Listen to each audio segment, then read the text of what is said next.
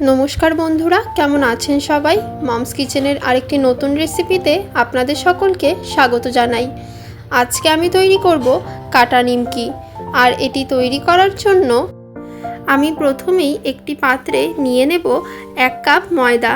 তারপর আমি এর মধ্যে দিয়ে দেব কিছুটা পরিমাণে নুন, কিছুটা পরিমাণে চিনি, আর এর মধ্যে দিয়ে দেব আমি কিছুটা পরিমাণে কালো জিরে। তারপর আমি এর মধ্যে সাদা তেল দিয়ে দেব। এবারে আমি এটিকে হাত দিয়ে খুব ভালোভাবে মেখে নেব। এটিকে খুব ভালোভাবে ময়াম দিয়ে নেওয়ার পর আমি এর মধ্যে কিছুটা পরিমাণে বেকিং পাউডার দিয়ে নিয়ে এর মধ্যে দিয়ে দিলাম কিছুটা পরিমাণে জল। এবারে আমি এটিকে হাত দিয়ে খুব ভালোভাবে মেখে নিচ্ছি। আর আমি এখানে কিন্তু একবারে বেশি জল দেব না, অল্প অল্প করে জল দিয়ে ভালোভাবে মেখে নেব।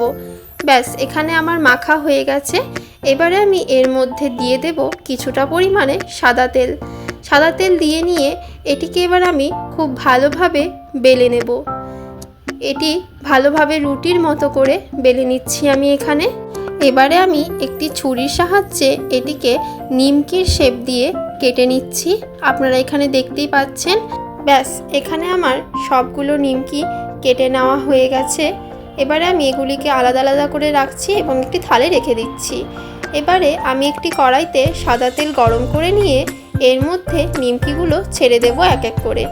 এবার আমি নিমকিগুলোকে লাল লাল করে ভেজে নেব। আর এখানে কিন্তু এটি ভাজার সময় গ্যাসের ফ্লেম একটু লো রাখবেন, তাহলে এটি ভালোভাবে ভাজা হবে। গ্যাসের ফ্লেম বেশি হাই রাখলে নিমকিগুলো কিন্তু পুড়ে যেতে পারে।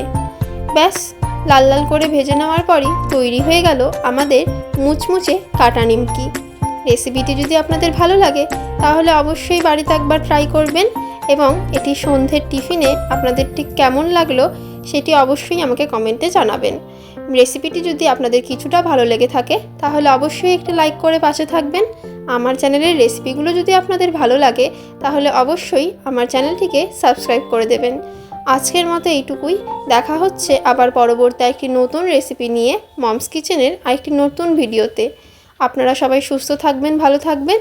দেখা হচ্ছে আবার কালকে। আজকের মতো এইটুকুই। টাটা।